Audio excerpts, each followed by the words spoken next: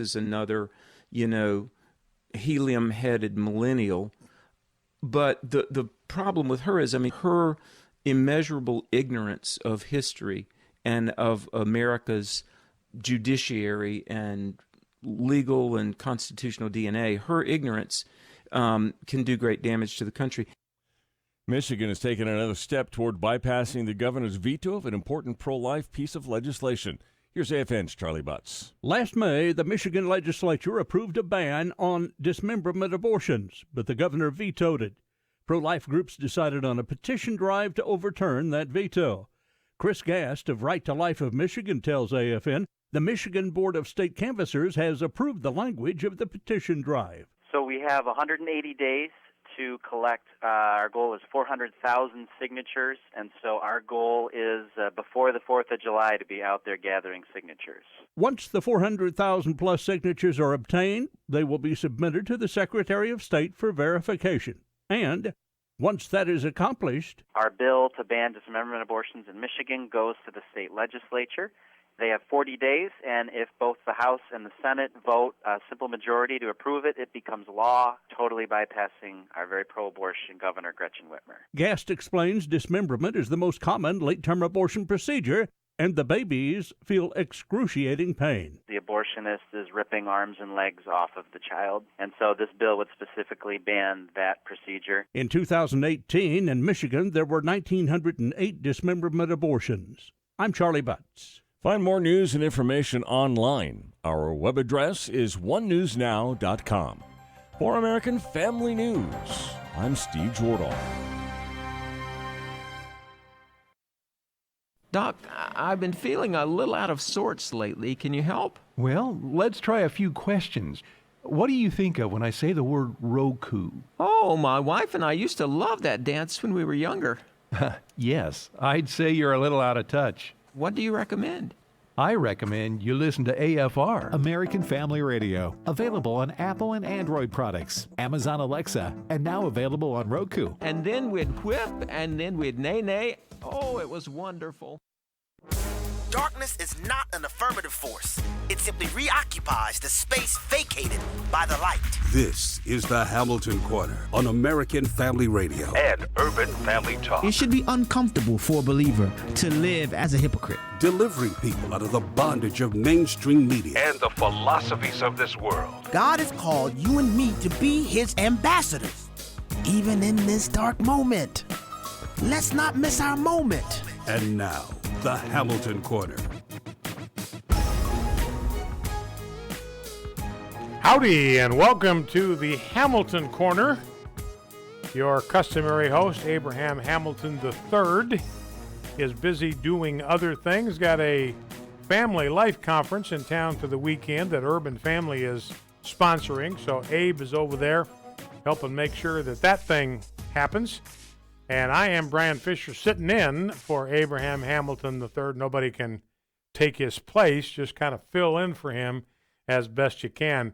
Along with me, Jeff Reed, the producer. Jeff, I was reading this afternoon. I don't know if you saw this, but the Tampa Bay Devil Rays are going to split their home games with Montreal. Montreal. Does that make any sense? It makes absolutely. I mean, what kind of home no field sense. advantage would Tampa Bay have in Montreal? Now, I'm assuming that they're the same franchise that the Montreal Expos used to be. Yeah, I don't know. So they came down and set up in Tampa Bay. So they feel like they've got some kind of connection to Montreal. But, hey, if I'm in Montreal and you abandoned me, why would I want to pay good money to go watch you play? So we'll see what happens with all of that.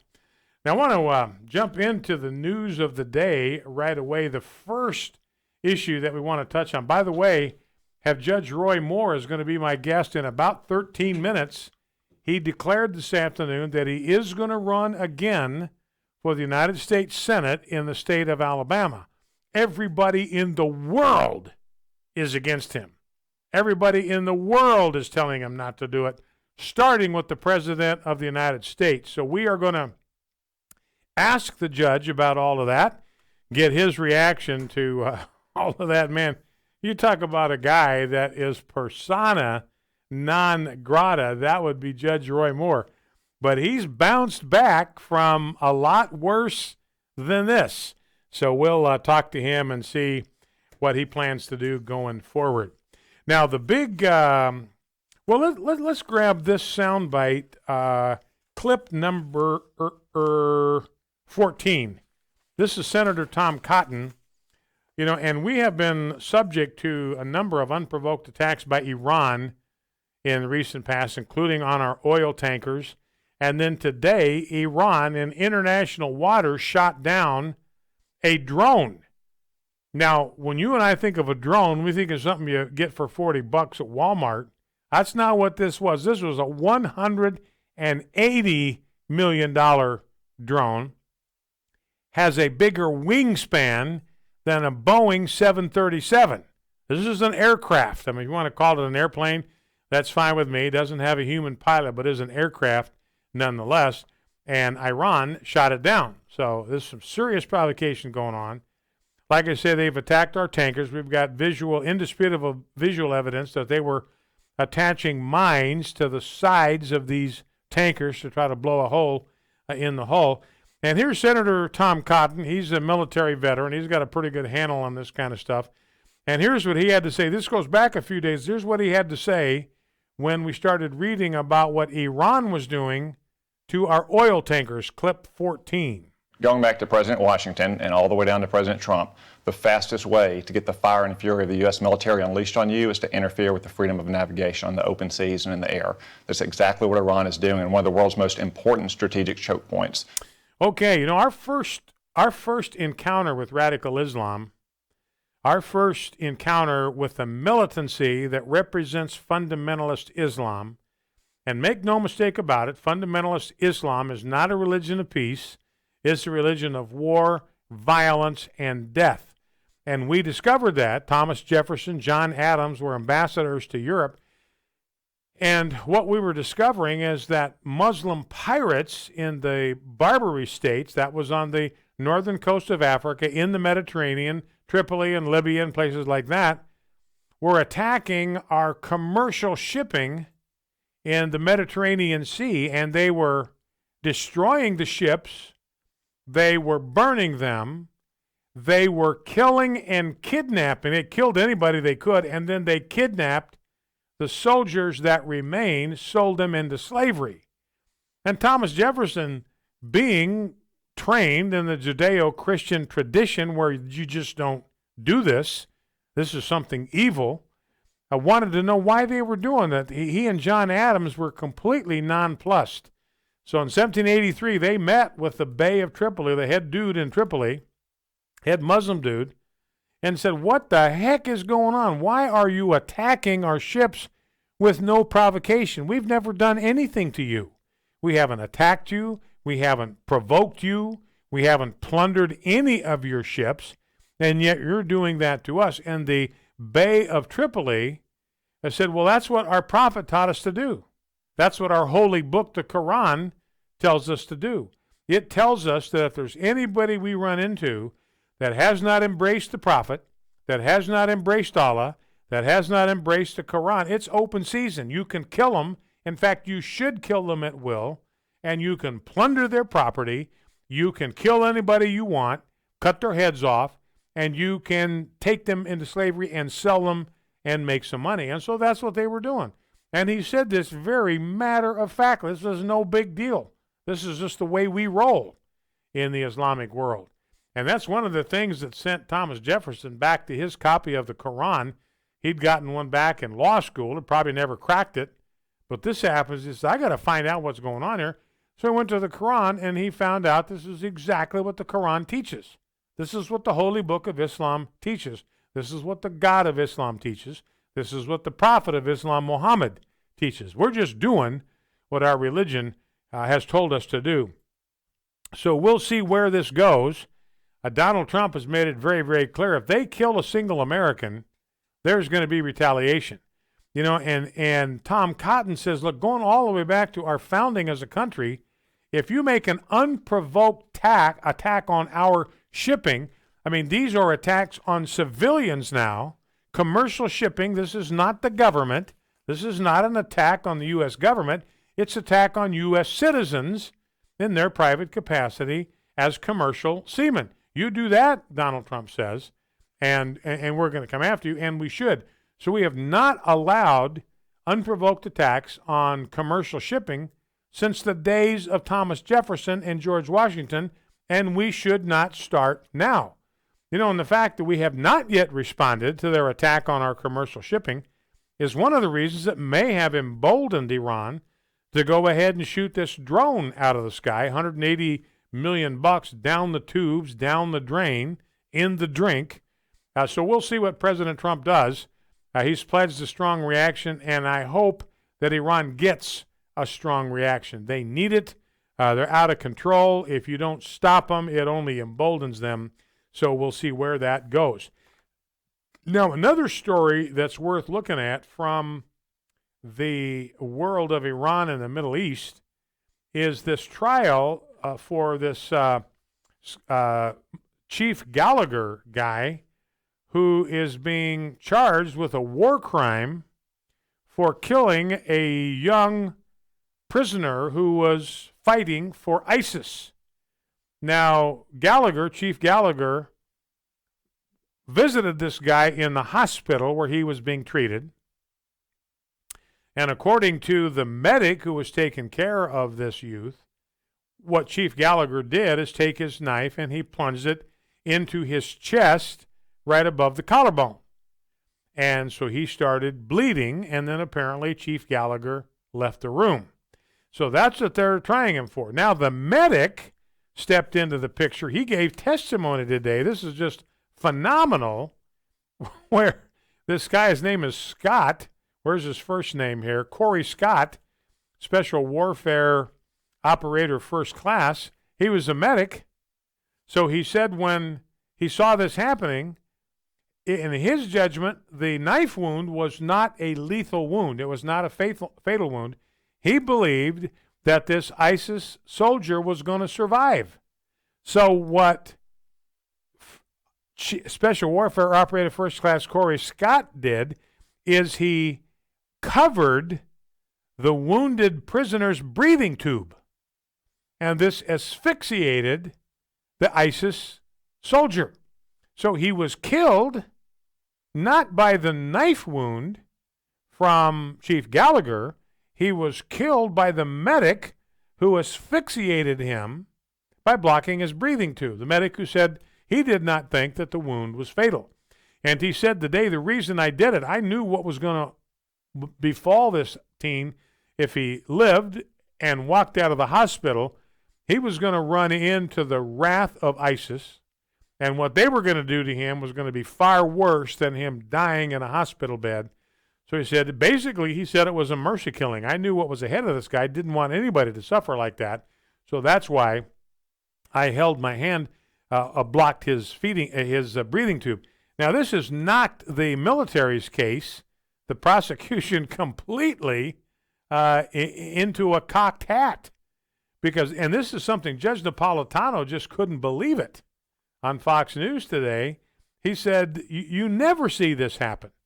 You've got this witness, this Corey Smith guy, who is under oath, and he confessed in the courtroom today as a witness for the prosecution that he's the one that murdered the prisoner.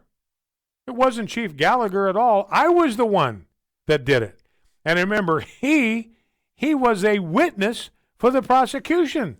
And this is what left Judge Napolitano just almost gasping for air. This guy's a government witness, and he completely torpedoes their case by saying he didn't do it, I did it. Judge Napolitano said like it was an old version of Perry Mason, where you get everybody in the courtroom and the guilty guy that nobody suspects confesses to it in the middle of the trial.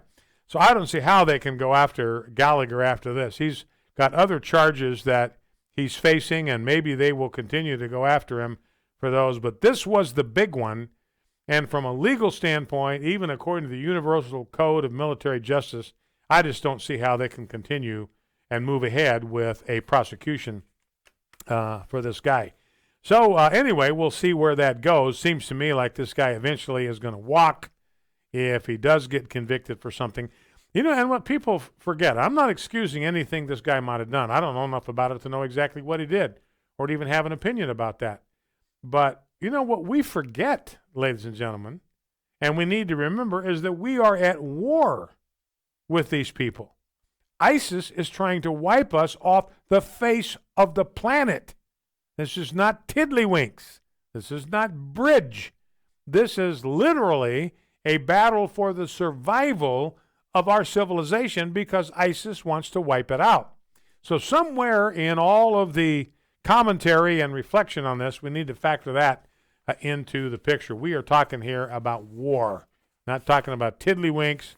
We're not talking about tetherball at recess. So we'll see how that how all of that turns out.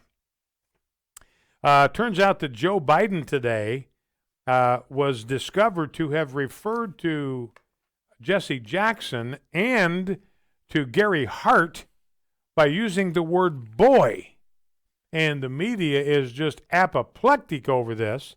They're going nuts over this, him calling a black dude boy.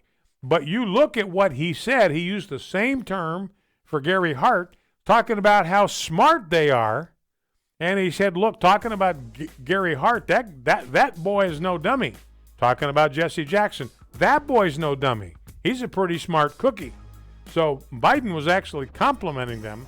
This is one of the few times I've had any kind of, sympathy for Joe Biden, because his words being taken completely out of context. He's being completely pilloried, eviscerated by his Democratic opponents. Now, speaking of being eviscerated, our next guest knows exactly what that's like.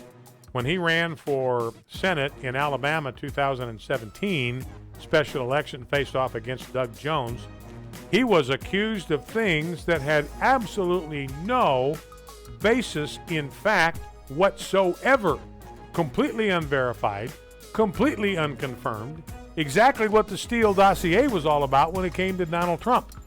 And so everybody, including Donald Trump, telling Judge Roy Moore, don't run for Senate.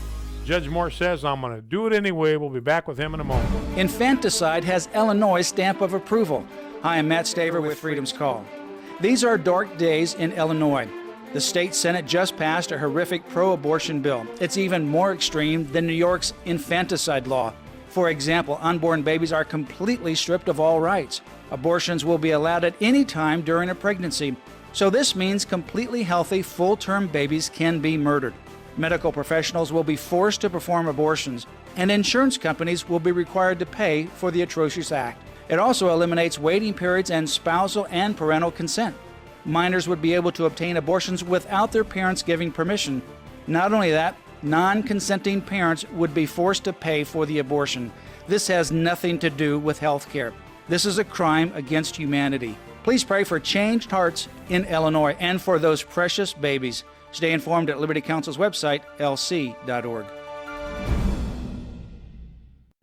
I have a friend who has 3 sons, 2 of whom are everything you would want from a son. The 3rd son, not so much. He's a rebel. His father hasn't seen him in almost 3 years. I asked which son was his favorite, and he said, I love all my sons. But he said, with tears welling in his eyes, I miss Jimmy so much. Ever think that your Heavenly Father misses you so much? If you've been in the far country, he doesn't want anything from you. He just misses you and wishes you would come home. It's called love. It doesn't have an explanation. It just is. I'm Steve Brown. You think about that. Share what you just heard with a friend. Go to youthinkaboutthat.com.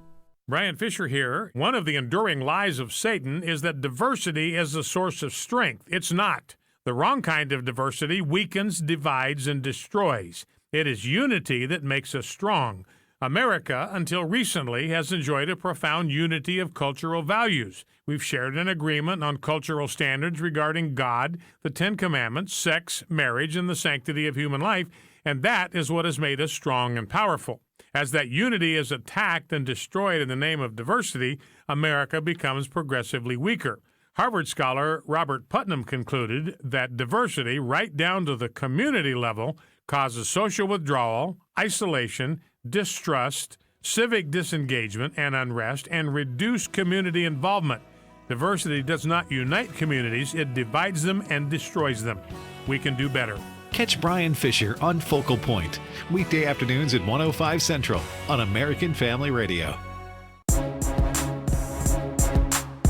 Shining light into the darkness, this is the Hamilton Corner on American Family Radio and Urban Family Talk. Howdy, welcome back to the Hamilton Corner. I am Brian Fisher, sitting in for the inestimable Abraham Hamilton III. Glad to have you in the conversation. It's an honor for me to welcome to our decision maker line our next guest, Judge Roy Moore. And Judge Moore today, there was a lot of speculation about this. Judge Moore came on as a guest on this program and said, look, I'm considering it. People didn't know where he stood. He said on this program, well, on Focal Point, program that I do earlier in the day, that I'm considering it. Today he announced that he is, in fact, going to run for Senate against what's increasingly crowded GOP field. Judge Moore, welcome back to the Hamilton Corner, guest hosted by Brian Fisher. Welcome. Thank you, Brian. It's nice to be with you. Well, it's great to have you with us, especially on a day like this. This is a pretty significant day, really, in American politics. And Judge Moore, I know that you have read the things that have been said about you. Donald Trump says he doesn't want you to run. Donald Trump's son today said this: I can assure everyone that by running, Roy Moore is going against my father and is doing a disservice to all conservatives. And Donald Trump Sr. said that you don't have a chance to win. So what is that's a pretty powerhouse group that are arrayed against you. What's your reaction to that? Well, of course, I'm running for the people of the state of Alabama. The people of Alabama know me. The polls indicate I can win. And actually, the Republicans got involved in the last general election and defeated and helped the Democrat win the seat. Now, it's hypocrisy now for them to say, you can't win because you were beaten. They helped beat me the last time. And I think people have seen through that now, and they've had enough, and they're ready to vote the right way. So I'm going to continue what I'm doing, and it's not bravery. It's trusting God will give the right right result, outcome. And that'll be up to him or his will. And that's all I seek is God's will. Now, the polling data, you just mentioned the polling data, and some of the other candidates that have declared, former Auburn University football coach Tommy Tuberville and Representative Bradley Byrne, State Representative Arnold Mooney, Secretary of State John Merrill has filed paperwork. Richard Shelby said, he's a senator from Alabama, said that even Jeff Sessions has not ruled out running for his old seat. So that's a pretty crowded field. What's your reaction to how many horses there are in this race? Well, the more the merrier. I don't care how many get involved. It's still a race to be watched. It's like a football game. Holes don't win national championships, as we all know. And football coaches should know that. We've got to run the race. The Bible speaks clearly about running the race, doesn't it? There's, therefore, let them also, being surrounded by so great a cloud of witnesses, let us run with patience. It says, let's lay aside every weight and the sin which is so easily beset us, and let us run with patience the race that is set before us. And I think that's what we've got to do, run with patience, looking at Jesus, author and finisher of our faith. I'm looking at some of the go ahead, Judge. I'm sorry, I didn't mean to interrupt you. Go ahead. It's such a good analogy. I happened to see that movie, Run the Race with Tim Tebow's movie, and it had meaning. It has a lot of meaning. I advise everybody to watch that movie. It was about two boys in athletics and brothers, and it was a Christian setting. And it's a very good movie, but it has a good analogy in our life. If you run the race you're going to endure the cross, despise the shame, and be like Christ. And that's what we've got to do.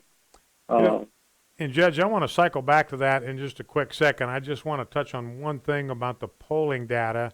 This is from an internal poll that was conducted by Tuberville's campaign. And this internal poll that they did said that Tuberville is leading the race with 23% of the vote, trailed closely by you at 18%, and then Bradley Byrne at 16%. And the rest of them picked a different candidate or didn't even really have a preference, a third of those that were polled. So it looks like from the early polling data, and you never can tell from that, but it kind of looks like this may be a kind of a three-horse race, you and Coach Tuberville and Bradley Byrne. How would you differentiate yourself? Let's say it comes down to the three of you. How would you differentiate yourself from those two candidates to the voters of Alabama? Why should they vote for you instead of one of them? Well, I hate at this stage to start comparing myself with others. I look at my credentials, and I've served people of Alabama for nearly 40 years. I've been in the prosecutor's office, a judge, chief justice twice. I've worked at Foundation Foreign Law to protect our religious liberty for many, many years. I've served my country. I was in Vietnam. The voters just have to look at all the candidates and choose the best one they want. And that's what I'll say. I'm not going to try to compare my credentials with anybody else. You know, one of the things that strikes me, Judge Moore, looking at your career, and I freely admit to this listening audience that Judge Moore is one of my all-time heroes. But you look back at your career, Judge Moore, and what you had to endure as the Chief Justice of the Alabama Supreme Court, first of all, with the Ten Commandments Monument, which you placed in the Supreme Court building, and you defended it. And you eventually, I guess, had some federal judge yank you out of there and tell you to go away. And then the same thing happened. You got reelected to the Supreme Court bench, Chief Justice, and you really, in my estimation, were the only judge in the country that took a principled stand against the Obergefell decision, where the Supreme Court imposed same-sex marriage on the whole country. So the voters of Alabama, they look at you, and what they see is this guy, maybe I don't agree with all of his principles, but there's no quit in this cowboy. This guy stands for what he believes. He tells you what he believes, and then he stands for it. It seems to me that maybe a lot of Alabamians are going to think that's the kind of guy I want representing me back in D.C. with the swamp. Well, I think there's a lot of problems that we have in our federal government. There's a lot of problems in our state governments, for that matter. There's a lot of problems in governments in general, and they're out of control. They've become ruling over the people. They, just like in this case with me, why should the people in Washington, D.C., the establishment, why should senators and the National Republican Senate Committee be selecting the candidate for the Senate in Alabama? That's ridiculous. This is states' rights. This is not the right of a party. Or why should someone like Senator Shelby get in and say that he's going to be firmly against me, as he was in the general election last year, and then turn around and say that I can't beat the candidate? Well, he helped defeat me last time. And this is hypocrisy. It's something they're hiding. I don't know why they get so upset with me, why they fear me so much, why there's a hatred there. I represent conservative values. I'm conservative not only physically, I'm conservative socially. I believe in God. I believe in moral value. I believe that without God, the First Amendment religion clauses are meaningless, because God is the one that gives us liberty. And our forefathers recognized that. And things like the secular humanism and atheism are allowed to prosper simply because we don't know our rights as Christians. And I think that's very important to me. But it's also very important to everyone to to learn that government has limitations, and states have rights under the 10th Amendment. The power is not delegated to the United States by the Constitution, nor prohibited by it to the states, or reserved to the states, respectively, or to the people. A lot of people don't understand the rights of states. And I think that the whole Constitution was meant to make us a great nation, and we're disregarding it, disregarding laws passed by Congress, as we're seeing on the borders. That should be stopped immediately, and it should be unanimously. We should go by laws, the rule of law. And now you were a big supporter of President Trump and his agenda back when you were running for the Senate in 2017. He has come out against you in this race. Where do you stand today with regard to President Trump and his agenda? Has this changed the way you look at what he's setting about to do? No, it can't change the way I look at what he's doing. I think he's doing a lot of good things. And I support the good things that he does. I can't say I agree with anybody 100% in everything, but I'll be voting for him.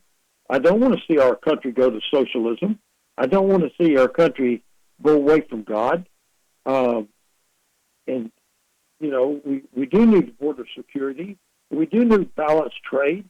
We need so many things to return jobs to our country. I'm still concerned about NAFTA and CAFTA, Central American Free Trade Agreement. You know, and it seems, Judge, that people want to try to pigeonhole you as the Ten Commandments judge or whatever, and seem to be oblivious to the fact that you've got a well-rounded agenda. You have positions that are strong and conservative on a lot of issues, whether it's the economy or whether it is the border or whether it's states' rights.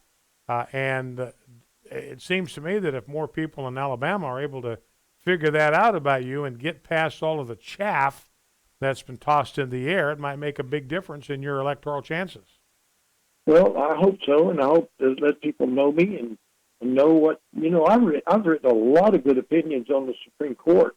We reversed one case on the post-minority support that's been in effect for 24 years that was killing families and separating families. I overturned that with an opinion and stopped something that was wrong and made it right.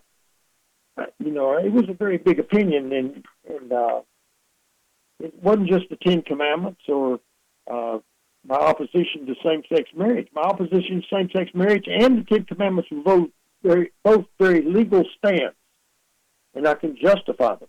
Well, you know, that's one thing, Judge Moore, why I admired so much what you did in the whole Obergefell thing. You know, we were talking a minute ago about states' rights, and I'd be willing to bet that most of the conservatives in Alabama, big believers in states' rights, probably big-time believers in states' rights. That was a concern a lot of us had at the time, that the Supreme Court was ignoring the constitutional right of states to settle a decision like the definition of marriage for themselves. They wanted to arrogate that to themselves, and then you had 34 states at one point that had, or 33 that had constitutional amendments banning same-sex marriage. Alabama was one of those, so the state of Alabama had weighed in. So you had a lot of people in the conservative sphere that were complaining about this. This isn't right. What about states' rights? I mean, you were the only one that stood on the Constitution and stood up to that tide. Because I understood the meaning of the 10th Amendment legally. And I understood that, as Justice Thomas said in 1993 in Lockhart versus Fretwell, in our federal system, a state trial court's interpretation of a federal constitutional issue is just as authoritative as the Federal Court of Appeals in whose circuit the state trial court is situated. Now, that simply means this: that state trial courts could have ruled on their state constitution as being completely in conformity with the United States Constitution, and if a state Supreme Court takes that position, no Federal Court of Appeals can overturn it. It has to be the United States Supreme Court.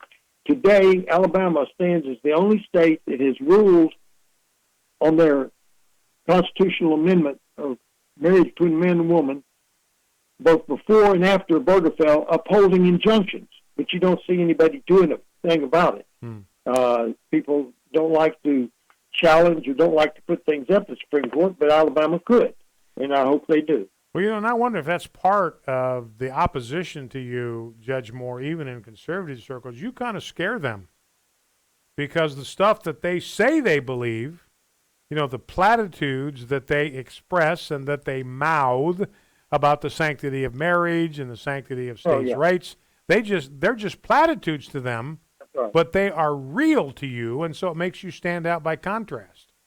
Well, as the family goes, so goes the nation.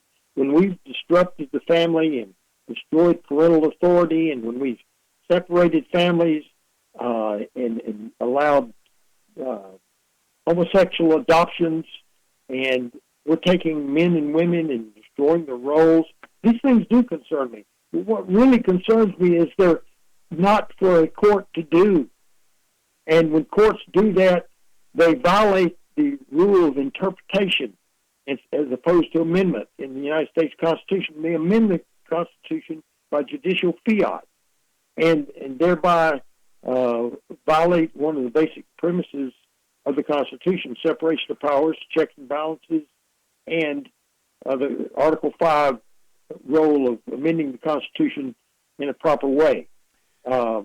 This goes back many years. It goes back to 1937, when Justice Sutherland voiced what the role of the judiciary was. He said it was not to make law; it was to interpret law. Basically, I could quote it, but I don't want to do that too much because people think I do it too much sometimes. But can't do it too much for me. I'll tell you that. You've got to understand that the 10th Amendment means something on the ground. And what it does mean on the ground is there's two avenues to the Supreme Court of the United States. This is basic law in every law school. One goes through the state trial courts. The other goes through the federal courts. Now, our error is we... Judge, I've got just 15 seconds, so I want to hear what you got to say, but wrap it up as quickly as you can. Well, state courts just have much cause and reason and authority to interpret the federal constitutional issue as do federal courts. Our guest has been Judge Roy Moore, candidate declared today for Senate in the state of Alabama. Thank you, Judge, for being with us. I've been leading tours to Israel for over 25 years. Hello, everyone. I'm Tim Wildman, president of American Family Association and American Family Radio. I started going to Israel with my dad in the 80s and learned how to lead tour groups, and so been doing it ever since. And now my wife has joined me, Allison, and we love taking folks who support AFA and listen to AFR to Israel, and we'd love to have you come along with us as well. That's in March of 2020. We're letting you know ahead of time because we know that people need as much advance notice as possible to get ready for a trip like this. So if you want to go with us to the Holy Land in March, go ahead and get the information at twholyland.com. That's twholyland.com. All the information on the March trip to Israel is posted there, and hope you can join us. Wisdom from the Aged. This is David Wheaton, host of the Christian Worldview. We live in a culture that worships youth, while the aged are often dismissed as being passé. And yet God's word extols the aged. The Bible says, "Listen to your father who begot you, and do not despise your mother when she is old. Get wisdom and instruction and understanding." Wisdom is the skill of thinking and living as God intends. The aged who have immersed themselves in the Word of God and followed Christ for decades have grown in wisdom that is invaluable for the next generations. We'd best listen and follow their counsel. Hear the annual interview with my parents who are in their mid-80s at thechristianworldview.org, and then join us this weekend for another topic that will sharpen your worldview. Listen to the Christian Worldview with David Wheaton, Saturday mornings at 8 Central on American Family Radio. Fox News commentary with Todd Starnes. The Supreme Court saves the day. That story coming up. The Supreme Court has decided the Bladensburg World War I Memorial Peace Cross can remain on public land. It's a major ruling in the fight to save American traditions and values from the hands of the secularist. The 40-foot-tall cross was erected nearly 100 years ago to memorialize the war dead from Prince George's County, Maryland. In a 7-2 decision, the court ruled that while the cross is a Christian symbol, the Bladensburg Cross has a special significance as a war memorial. Justices Ruth Bader Ginsburg and Sonia Sotomayor dissented. This marks a huge victory for First Liberty Institute, the law firm that represented the American Legion in their fight against the American Humanist Association. The court's decision is an affirmation that religious symbols do, in fact, have a place in the public marketplace. I'm Todd Starnes. That's your Fox News commentary. The Hamilton Corner podcast and 1-minute commentaries are available at afr.net and urbanfamilytalk.com. Back to the Hamilton Corner on American Family Radio and Urban Family Talk. Howdy, and welcome back to the Hamilton Corner on American Family Radio. Brian Fisher is my name, sitting in for the inestimable and incomparable Abraham Hamilton III. And we'll open up the phone lines. I'd like to get your reaction to what you heard from Roy Moore. Your reactions to him running again, what you think about him. Love to know what you think about all of that. Number to call to join our conversation here in the last segment is 888-589-8840. 888-589-8840. Give us a call. Tell us your first name, where you're from, city and state. Marty will load you up, and we'll have a conversation about it. Now, a couple of things before we go to the phones. That's, again, 888-589-8840 is the number to take your comments and questions about Judge Roy Moore and his candidacy for the United States Senate in the state of Alabama. I'm looking here at a poll from the Mason-Dixon Group. That's a reputable polling group. This is from April 2019, so it's a little bit dated. But back in April, Mason-Dixon had Roy Moore leading the race. If you had to vote today in the Alabama Republican primary, who would you vote for? 27% of Alabamians at that time said Judge Roy Moore. Next guy was Mo Brooks at 18%, and then on down the line. So I think it's way, way too early to count Roy Moore out of this thing, I think, like the left wants to do. And there's an opening there. You know, Doug Jones, his job rating, 44% disapprove and 45% approve. He's barely got his nose above water in the approval-disapproval polls. And when it comes to 2020, voters were asked if they would vote to keep Doug Jones or vote to replace him. 40% said they would reelect him, but 50%, a majority of Alabama voters, said they would vote to replace Doug Jones. So what that tells us, the polling data, the fact that the people of Alabama appear ready to make a change from Doug Jones, who has not been a scintillating U.S. Senator, means that there is an opening, there is an opportunity for Judge Roy Moore in his campaign for the Senate, United States Senate in Alabama. So the number again is 888-589-8840. I'd like to get your reactions to my conversation with Judge Roy Moore. A couple of other quick things before we go to your phone calls. Up in Alaska, the government allowed a Satanist to offer the opening prayer at a regional Alaska government meeting. So the Satanic Temple member opened with a Hail Satan prayer during her invocation. About a dozen officials and attendees just walked out. This was the Kenai Peninsula Borough. So anyway, that's what's going on up there in Alaska. Now, in Oregon, don't know if you'd heard about this, Oregon big-time greenies, I mean lunatic green up in Oregon. I used to live next door, so I know whereof they speak. And they are trying to get a very aggressive climate change bill passed. It's a carbon cap. This is a terrible thing. I mean, it's Horrible piece of legislation. A carbon cap, if carbon was the problem, ladies and gentlemen, then a carbon cap might make some sense. But carbon is not the problem. Carbon dioxide is our friend. Carbon dioxide is plant food. Carbon dioxide is not a pollutant. We would die without carbon dioxide. Plants drink it in, and they release oxygen in turn. They use the carbon dioxide to grow stuff so we can eat, and they release the byproduct back into the air as oxygen. So we are dependent on the cycle in nature that God created that includes carbon dioxide. It's a gas of life. We're dependent on it. You know, you want to make your plants grow better in your greenhouse, you pump it full of carbon dioxide. So anyway, the Republicans are absolutely right to oppose this thing. It would be terrible. It would be terrible for the Oregon economy because of the taxes that people would have to pay to support this thing. So what the Republican senators did, let's see, there's 18 Democrats and 11 Republicans, and they need 20 for a quorum. So they have 18 Democrats. Unless 2 Republicans show up, they don't even have a quorum. They cannot do any state business.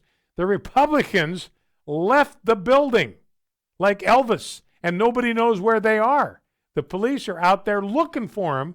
They're going to grab them, horse collar them, and drag them back into the Capitol to form a quorum. Now, I'm not saying one thing or another about this particular tactic, but they're certainly right about the issue. They're certainly right that this is an absolutely terrible piece of legislation for the voters, for the citizens, for the taxpayers in the state of Oregon. All right, let's grab a call from Gary in Texas. Gary, welcome. What's on your mind? Let's see, click it again. Click it again. What happened? How come I'm not getting it? All right. I don't know what's going on here. Let me try again. I don't know how to get on this thing here. Okay. Man, I don't want to lose Gary. But I'm afraid if I click on somebody else, the same thing will happen. I got the lock thing. How do I get rid of that lock thing and take a call?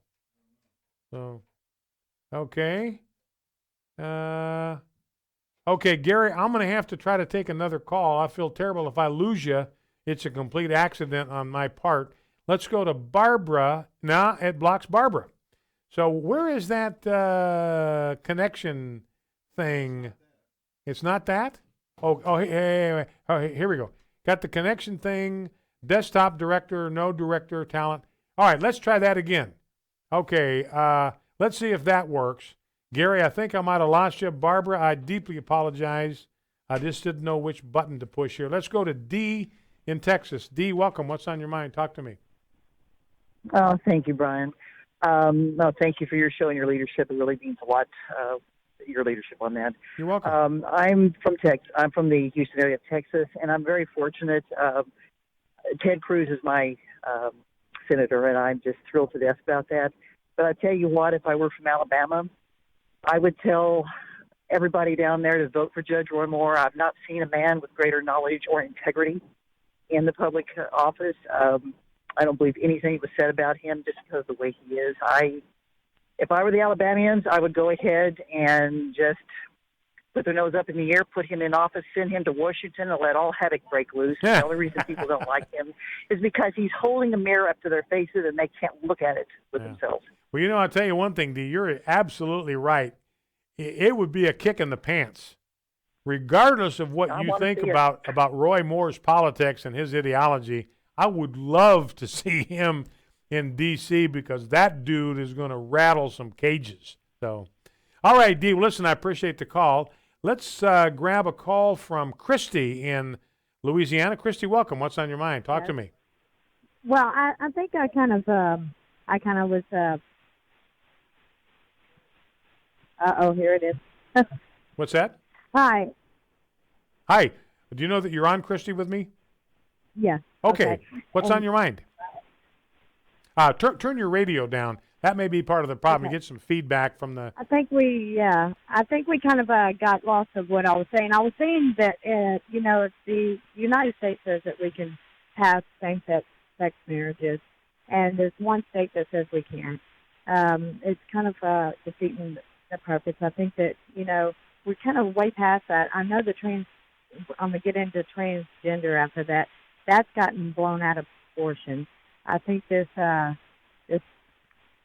same guy in Alabama, I think he's a little too conservative with everything that he's talking about. I know people aren't going to agree with me. I'm a Christian. Like I said, I'm a lesbian. I'm married to a woman, and we're Christians. We raise kids. I think that he was saying something about homosexuals raising kids and everything.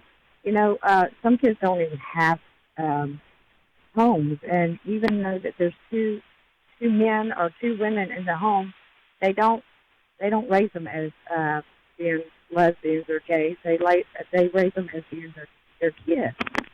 And, now, Christy, let me ask you a couple of questions here, and I appreciate you calling in, and I appreciate you being forthright about your Christian faith.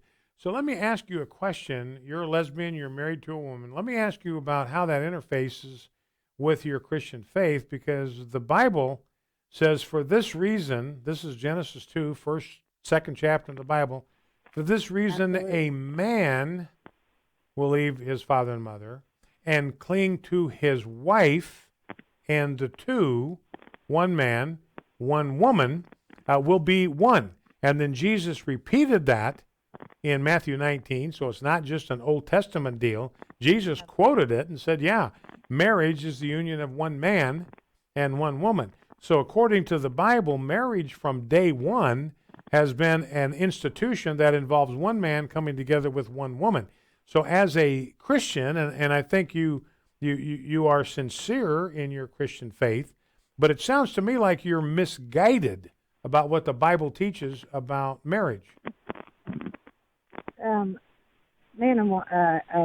is between a man and woman procreate. And, when you have two men and two women and they adopt, they're not into actually having kids together. They're actually having kids to help raise or give a home to a good home to a family. I'm sorry, I'm on the road and I can't hear that well. Anyway, I understand what you're saying, and I understand what the Bible is saying. And but Christy, let me just press you on this a little bit. You know what the Bible is saying, but you are rejecting what the Bible is saying. How does that square with being a Christian? Well, I never rejected what the Bible was saying. It was saying I was married to a man for 17 years, had 3 kids, and this might be a program for everybody to listen to. They might not agree with what I'm saying, and later in life I decided to marry a woman, and my kids are very fine with it. We raise Christian kids. Me and my ex-husband are very big on being teen parents. We remarried to a woman. They have another spouse.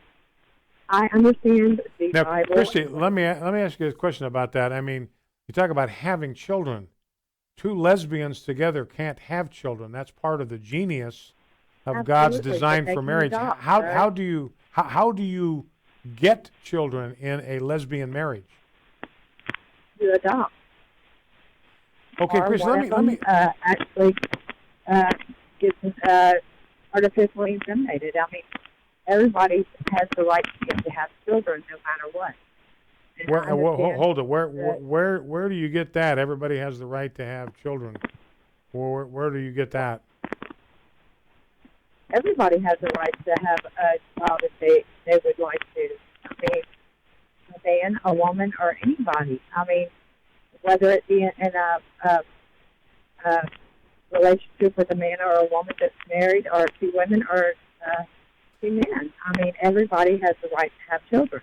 Well, Christy, let me ask you this question, because what you're advocating for is contrary to everything we know about social research. You know, on the gender issue, we're not going to have time to get to the transgender issue, but the Bible likewise is very clear about that. There's only 2.